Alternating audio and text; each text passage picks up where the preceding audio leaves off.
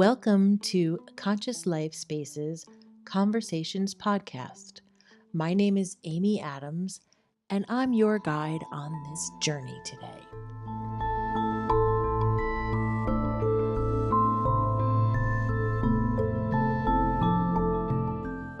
Today, I spoke with Ashley Marley of Ashley Marley Movement.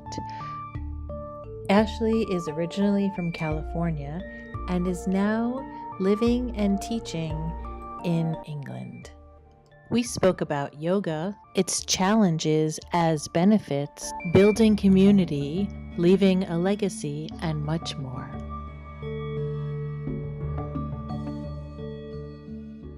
If I were to look at what my legacy is, it's helping people realize their greatness and realize their physical abilities as well as mental abilities. And because by taking care of themselves, they're going to show up greater in the world, and it's going to cause that ripple effect of just making the world a better place because they're a happier person.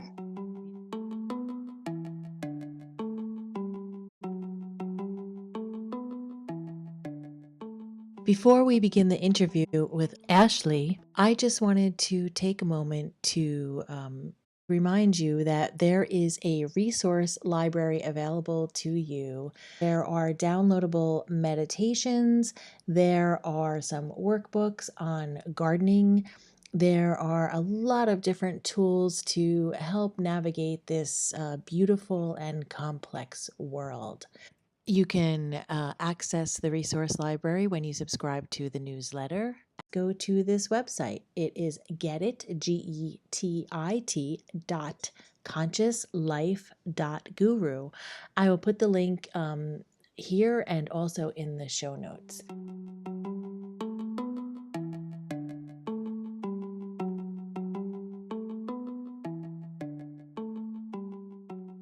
I asked Ashley to tell us how she got into yoga and what her journey has been towards really evolving into this career and helping other people.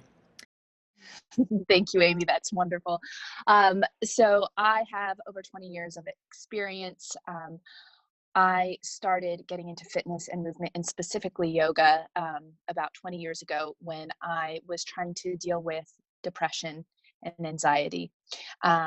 I initially had tried medications, and I really didn't like how they made me feel. I'm in no way anti-medications. I just want to clear that up right now, but it just wasn't for me. And so I was listening to good old NPR, and there was an article on there about how yoga and diet could change the way you felt.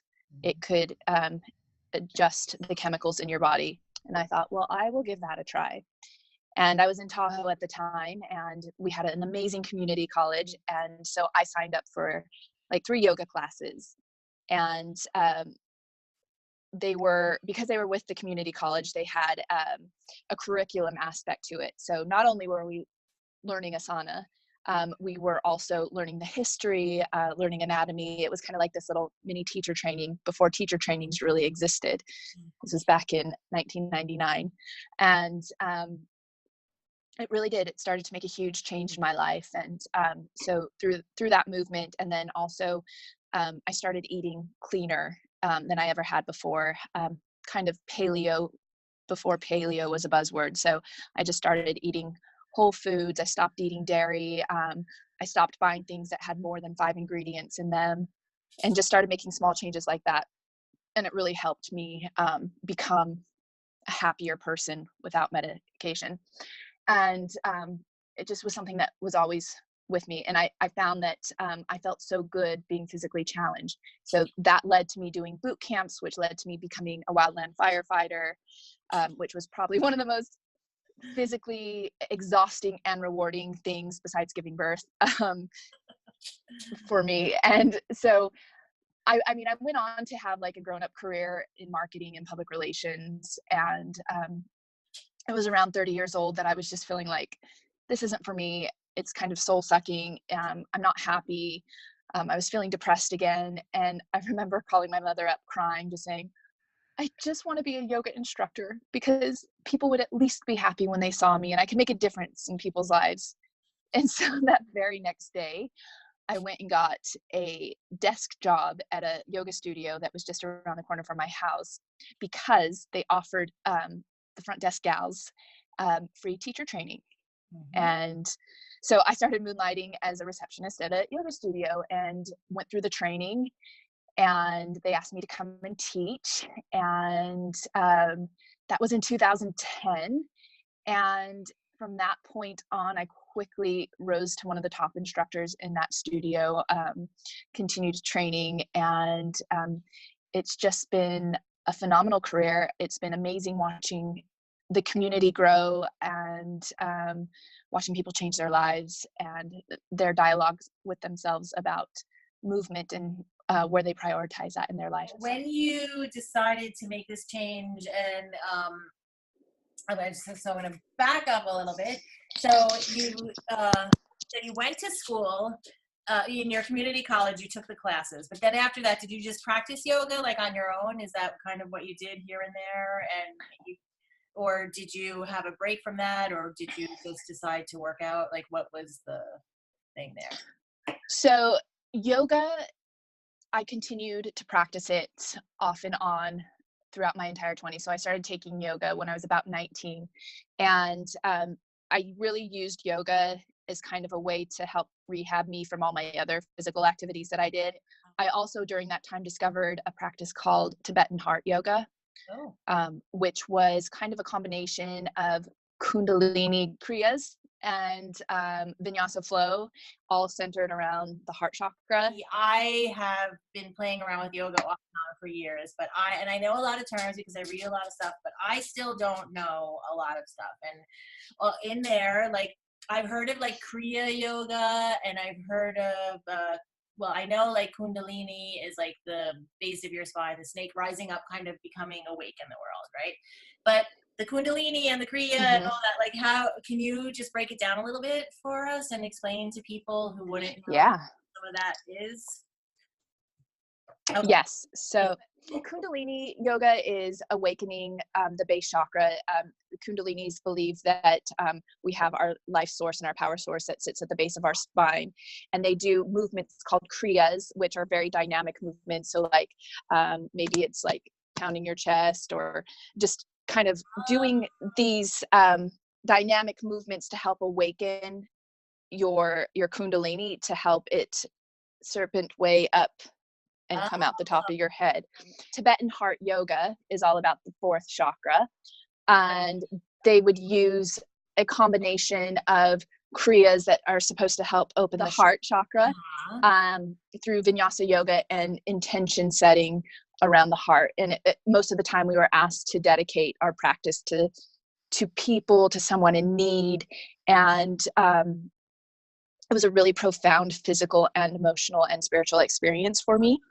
And it really kind of helped solidify my love for yoga.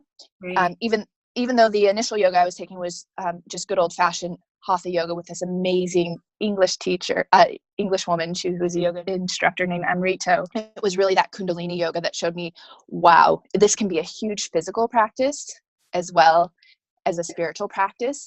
Right.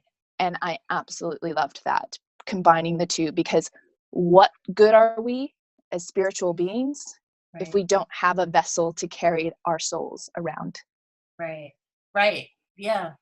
You have to take care of the vessel. Exactly. That's, yeah, without that, then you don't, that's a whole kind of idea, I think, too, when people say sometimes, that self-care is like selfish, and I'm like, no, it's not, because if you don't take care of yourself, you can't even give to anyone else. And when you actually think about it, it's like, yeah, well, if I'm feeling fit and good, I'm going to have more energy, I'm going to have more vibrancy, and I'm going to be able to give. And if I'm just really tired and I'm feeling sickly, how can I do that? So I recently went on a little retreat, and actually I learned something, which we did this thing where we were going like this, like very fast. And I've never done a yoga movement like that ever in all the classes I've taken or followed online even. And so I thought that was really fascinating that you just talked about that, because I didn't really, I mean, honestly, it's kind of a blur in my mind exactly what we were doing at the time, but it felt really good, and there was a reason behind it. And I think it was a hard kind of thing to kind of let go of some things. But that's so fascinating to learn that, because I didn't even really know that. So, Yeah, I think the Kriya movements are underutilized, and I like that they're creeping up more and more in mainstream yoga culture. Yeah, because they can be really effective, especially when you're doing them in a room full of people, and it's like, just, you think about it, it's like literally fanning the flames and the energy within the room. yeah, the energy really did feel, because you have also, I think, maybe like these movements, because they're fast, they're making a noise. So the noise, Hmm. even if it's like a little noise, but if 10 or 20 people are making the noise together, it's going to be even louder. So that's really, yeah. As you said that you started to eat cleaner. You said that you stopped eating things that had more than 5 ingredients. It was like if it has more than 5 ingredients, and that would be processed food, pretty much. Is that the idea? Yeah, so there was two things behind that. It was, if you couldn't pronounce an ingredient, Right. then don't get it. And if it had more than 5 ingredients, then it's like, that's when all the additives and the preservatives came in. And you should, I shouldn't say you should, because not everybody can, but it was an effort to be preparing more of the food at home so that you knew what was going into your food. And also, if you were to buy a jar of tomato sauce, just making sure that it wasn't full of sugar, that it wasn't full of color or anything like that, because all these things can, tip your chemistry.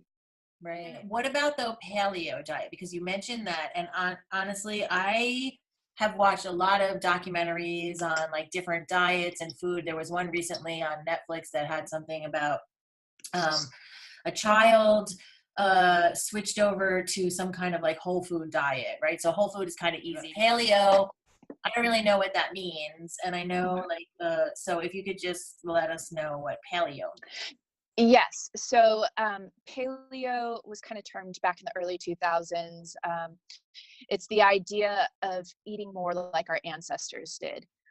So that means no processed foods. It means no processed sugars. And we're talking before agricultural times, which, I mean, in reality, we're not eating like that, because I don't think that we had the type of cattle and chickens that we have today. People have the misconception that paleo is eating all the bacon and all the beef. I know lots of vegetarians and vegans that are paleo as well. It's embracing the idea that there's certain foods that we as humans cannot digest, and that our agricultural processes evolved quicker than our digestion tracts have. So it's the idea that there's grains that, unless prepared a certain way, that we cannot digest. That the majority of us cannot digest dairy. It's also the idea that fruit only came in season a couple times a year, so we weren't eating fruit all the time. It's this idea of eating closer to the land. I mean, some people take it as far as they hunt for their own food, they gather for their own food, and getting back to that kind of hunter-gatherer mentality. Right. And just eating cleaner. Now, I don't think that it's diet that's necessarily great for everybody. I think people need to kind of explore what works best for them personally, and really have a conversation with themselves about what they're putting in their bodies. How does that make them feel? For me, eating paleo feels good. I have energy. My skin is clear. Things work better. Right, right. Well, that's interesting, because I mean, like because there were a whole series of documentaries, and they were talking about different diets, and of course, some were arguing, this way or that way, but in the people that were doing them often found, like, there were people who found success with the different kinds of things that worked for them, but a lot of Mm-hmm. people weren't even being conscious at all about their diet. So to even think about what works for you is a good point and start. Mm-hmm. Um, Okay, so I want to know too, when your mom, when you called her up crying, what did she say to you? She was a superstar. She just said, Ashley, you need to do what makes you happy. And she always had this saying that when we were kids, if you give your gift from your heart, you will be a star. And so she said, if this is what you really feel, if this is what you're being pulled towards, then yes, go ahead and leave the comfort of your corporate job and explore this. We've got your back. Uh-huh. And so having that support made it possible. made it possible for me to take that leap. Uh-huh.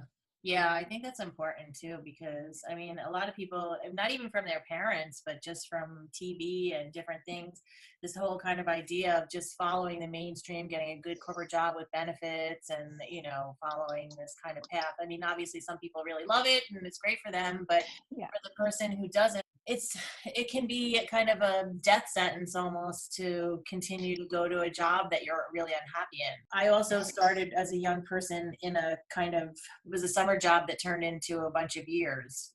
And then one day I was like, what happened? So, but I met Yeah. many people along the way who've had that. And then there are other people who love it and it Yeah. works for them.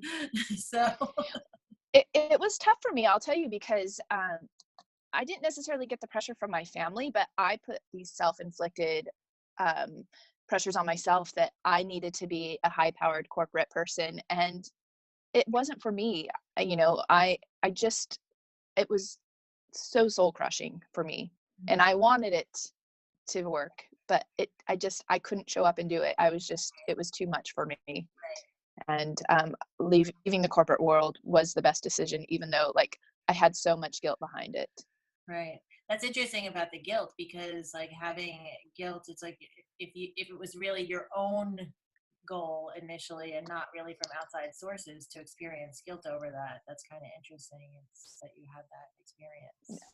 So did it take you a while after you left the corporate world to kind of feel okay about not being in it anymore, or did you feel like relieved? And I mean, did you feel afraid leaving it? I mean, just some, maybe you can help other people kind of understand, like, I think we can all learn by everyone's experience, like what it was, because maybe somebody's thinking, I'd like to do that, but I'm terrified. So, Well, yeah, it wasn't easy. I was 30 years old. I was single at the time. I was kind of seeing my now husband, but it was literally starting over again. So I left a comfortable paying job to essentially start over fresh. I had to take a job as a waitress.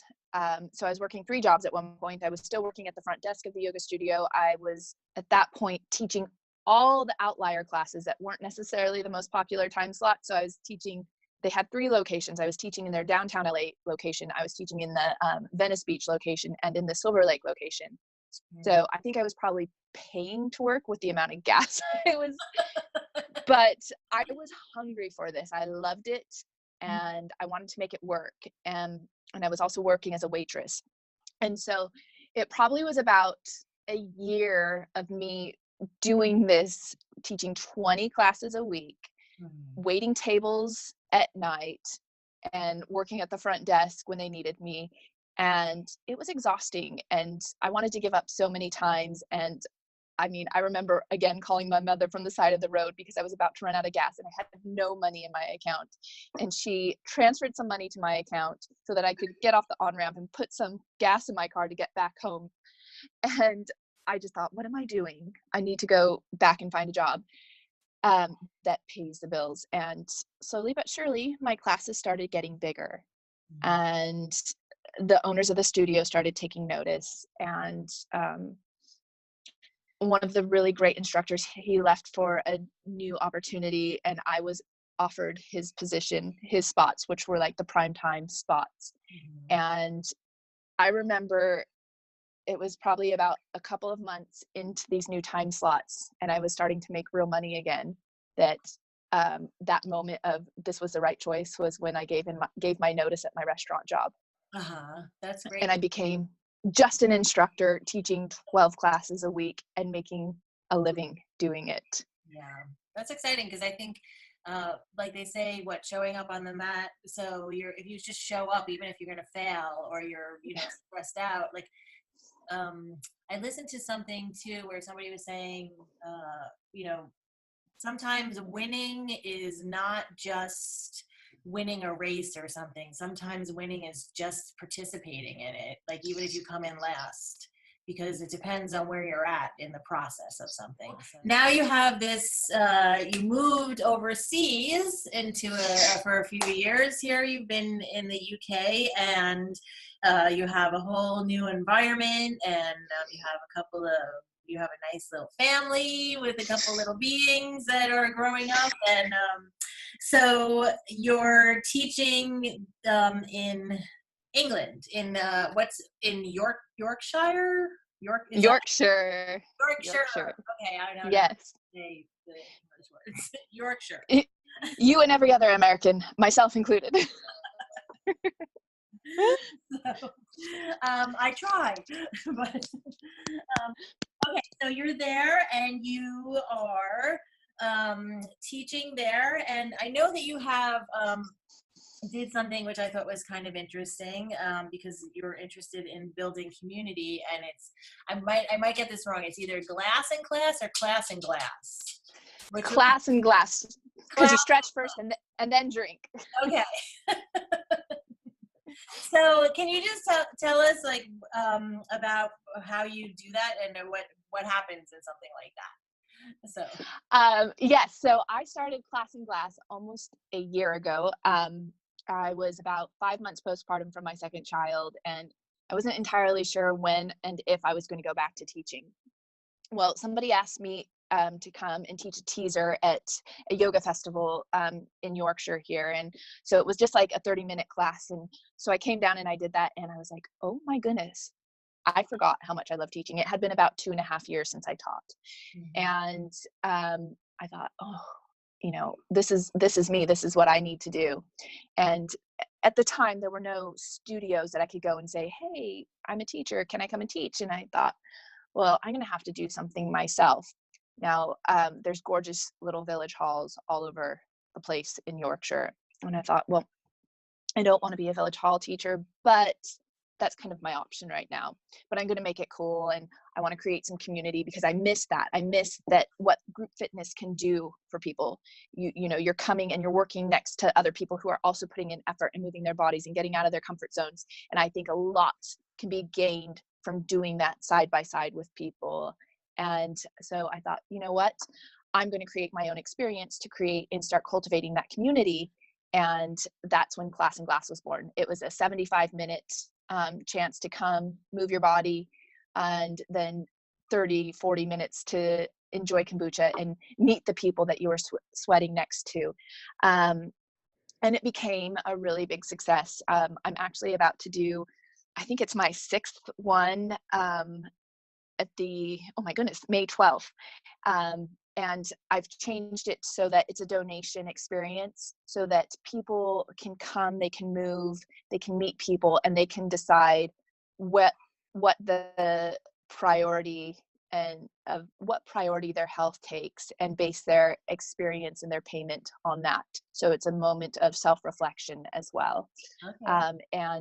And it's just been wonderful for me meeting people in a new community, for other people meeting each other. I'm watching friendships being forged, acquaintances becoming friendships.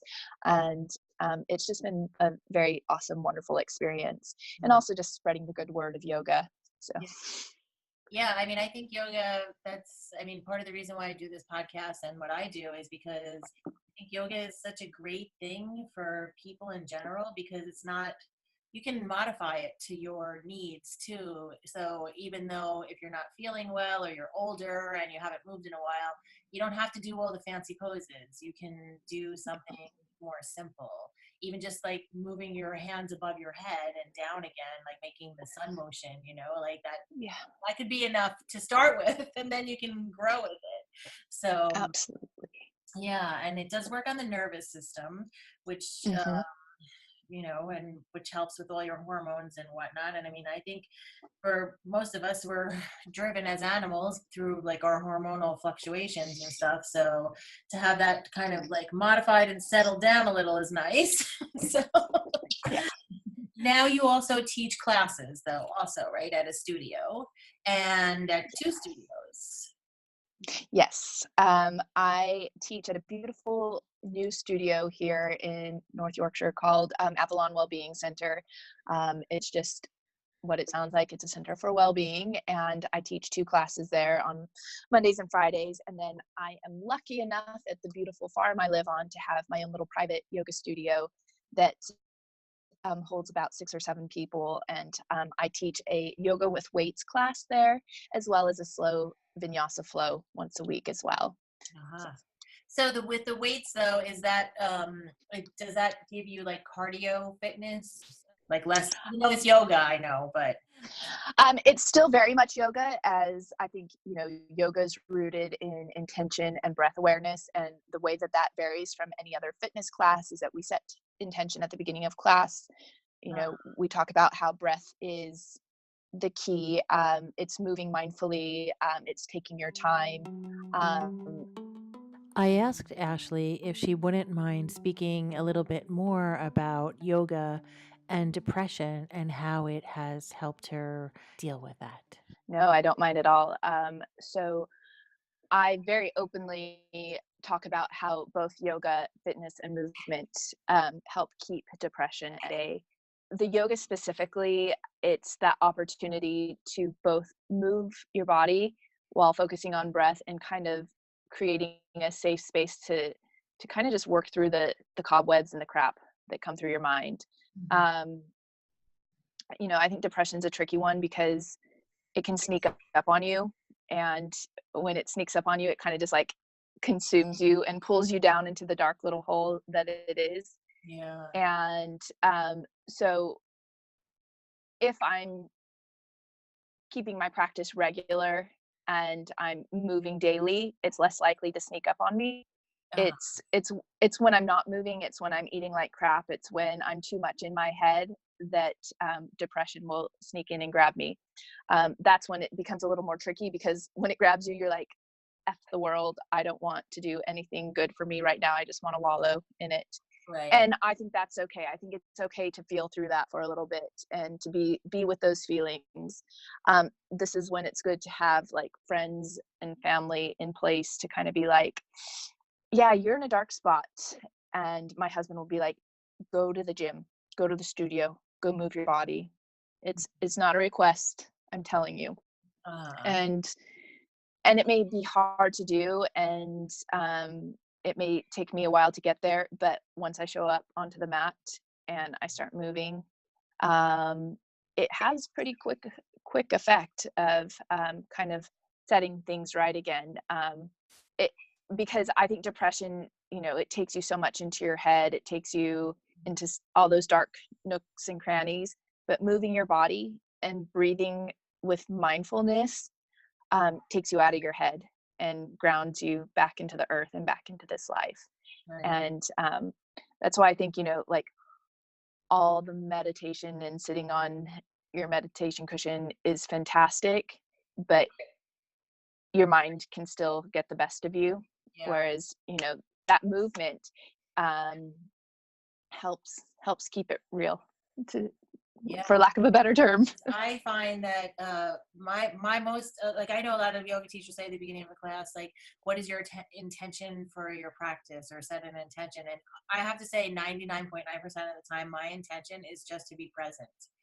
Like, I don't even go beyond that, because I feel like yoga for me, I mostly do stuff by myself, but if I'm with other people, I might look at somebody if I'm really lost, like if I lost the instructor somehow, like, or people are far ahead and I'm still like, oh, where am I? Like, what am I supposed to be doing? Because that happens sometimes. But when I am just mainly doing it, I'm so focused on trying to just stay in the pose and not fall over, that I don't have time to think of anything else. Because there are those times where you're like, like a little wobbly, or, Yeah. other times you feel like, yes, this is great. I feel so great, and But sometimes those poses that are the most challenging, that help us feel the most alive and help us like get back into our bodies. And it's like, those things are there to challenge us, to help bring us back and make us feel alive and make us feel challenged. And it's just like, those are some of the most pivotal moments in the class, is when you feel like, oh shit, I'm going to fall over to the person next to me and knock them over.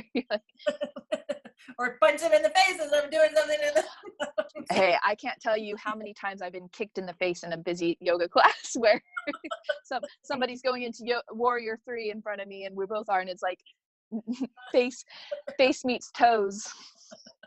That'll keep you present. No, That keeps you present all the time. And if you're not present, it's totally going to knock you out and be like, what? Okay, wake up. No, But Oh.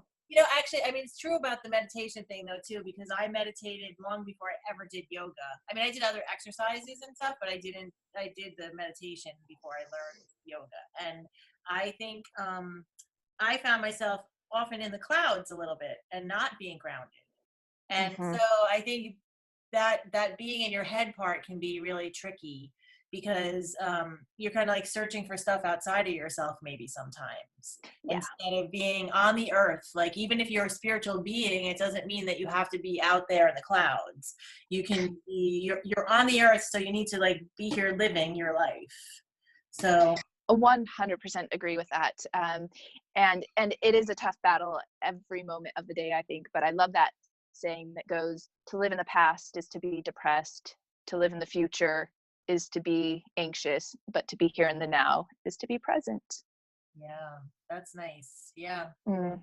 Anxious, yeah, anxious, yeah. I don't want to be anxious. So I had my first anxiety kind of attack not that long ago, which I never had before. And it was actually okay though, because I had people supporting me and work me through it. But Amazing. quite surprising to me, because I felt like I had a kind of regression to like when I was like 5 years old, of Wow. jumping off an edge into water. And I used to jump off of higher things even when I was 5. So I didn't have fear. And it was weird. It was like how fear kind of came back up, but I had these people around me that kind of helped. So I think it's nice too that your family and your friends, as you were saying, they know when you're kind of falling into this place, to kind of say like, okay, get moving, get to the gym, go do something, go to the studio. Have a support system is really good. And Yeah. I think if people do yoga, like you said, with your glassing, or I think it's glass and glass, or no, class and glass. Class and glass. I don't know why I have a problem with mixing stuff up, but like that people are forging friendships, and even sometimes we're friends with somebody, like we could just be workout buddies or whatever. But it's nice to have that kind of those connections to people to help you along in the process of doing stuff and having a community. First, I would like to ask you to share your website with people so that people can find out more about you. So my website is ashleymarleymovement.com. You can also find me on Instagram at Ashley Marley Movement, and Facebook, the same thing. Okay, so I will also put that in the show notes. So for anybody who is looking, you will be able to find all the links and a little bio about Ashley. So now, do you have a recommended book or a favorite quote that you would like to share with people? It doesn't have to be both. It could be either or. It's like such the hot spot right now.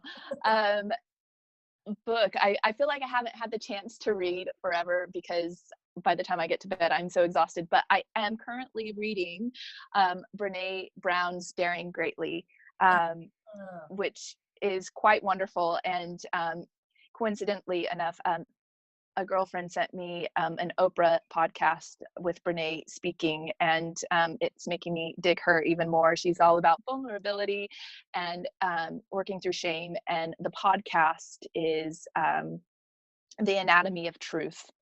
And I just think it's wonderful. And my new favorite quote right now, which just doesn't have to do with much of anything, but it does, is a great man plants trees where he will not be enjoying the shade within his lifetime. So it's that idea of leaving the world a better place for the generations below us, which is just kind of weighing heavy on my mind right now. And I think yoga is a practice beyond physicality. It's being that community aspect of it, and just thinking about ways that I can make a lesser impact on the environment by making a greater impact in my community. Right. I think about like, what is your legacy is kind of like a good question for people to ask. Like, by planting the trees, like whatever you do now, it does have like a ripple effect down the road. We need more trees too. So, but we do. And physical, exactly. Physical trees, as well as like emotional and spiritual and hypothetical trees. And if I were to look at what my legacy is, it's helping people realize their greatness and realize physical abilities as well as mental abilities, because by taking care of themselves, they're going to show up greater in the world, and it's going to cause that ripple effect of just making the world a better place because they're a happier person. Yeah, that's great. So you also have something coming up, a day-long retreat. And can you tell us a little bit about that? And what would somebody, first of all, like I don't know a lot about retreats. So what does a person do when they go on a retreat? Like what is a kind of thing that they would do? If you can give us like a little kind of summary of that. And then like what would be the primary takeaway that you would hope for people on the retreat? Most retreats you can expect to, if it's a yoga retreat, you're going to do some pranayama, breath work. You're going to do some movement. You might have some workshops. And at my retreat, we're going to be doing those things. My retreat, it's not going to be your average yoga retreat. It is, it's based in the physical. However, it is that integration of mind and body. So it is, Okay. Creating a space of mindfulness and physical awareness through movement, because movement is life. It's going to be a place for people to unravel, to stretch, unjudged. Everybody is welcomed, and it's going to be 3 yoga classes, a California Vinyasa flow, a yoga sculpt class, so the yoga with weights, and we're wrapping it up with comfy yoga, which is a nice term for restorative yoga. We're going to have 2 mini workshops on technique breakdowns, which is going to be the fundamentals of breaking down a vinyasa, as well as doing a squat and a push-up, which are fitness moves that you not only need in a fitness class, but you need to squat to be able to sit on the toilet. These things are not just for good booties. They're like fundamentals for like getting up off the couch. And we're going to be doing some health and fitness mapping. So the takeaway from this retreat is going to be the launch pad to the next 30 days of your life, to just take your health and make it a priority so that you can show up for the ones that you love. And so we're going to be doing a lot of mental work around what that looks like and how are you going to show up to achieve that, so that you can be the best for those that you love, and showing up in the world. Yeah, and then when people follow the like a 30-day thing, it's easy to create that into a lifelong habit. So Absolutely. Having guideposts and the community around that's really important. Well, I really enjoyed speaking with you, Ashley, today, and thank you for joining me in our Conversations podcast here. Not Oprah's Conversations, but Amy's Conversations, Conscious Lifespan Conversations, because I know she's conversations too. Anyway, I hope that you'll join us again in the future and tell us, like, we can get even more into maybe like the Kriyas and Kundalini and other things too. Yeah. It's a great place, and I hope people will look up Ashley's site and learn more about her. And if you're, when is your retreat coming? What day is it? My retreat is on June 9th at Avalon Wellbeing Center. It's going to be a full day of spectacular, amazing work in Skippon in North Yorkshire. And if you're in the UK area, it's going to be well worth it. I'm really excited about it. Okay, you can find all the details on the show notes about that. And so thank you for joining me, and until next time. Thank you, Amy. If you have any questions, please send them to hello@consciouslife.guru. Now, before I sign off, I'd like to ask you to subscribe to the channel of YouTube if you're here, or to the podcast on whatever platform you're listening. And please leave a review. It means a lot. And don't forget to check out our website, consciouslife.guru. Until next time. Music in this production includes God Fury by Anno Dominii Beats, Birds by Silent Partner, and Cast of Pods by Doug Maxwell.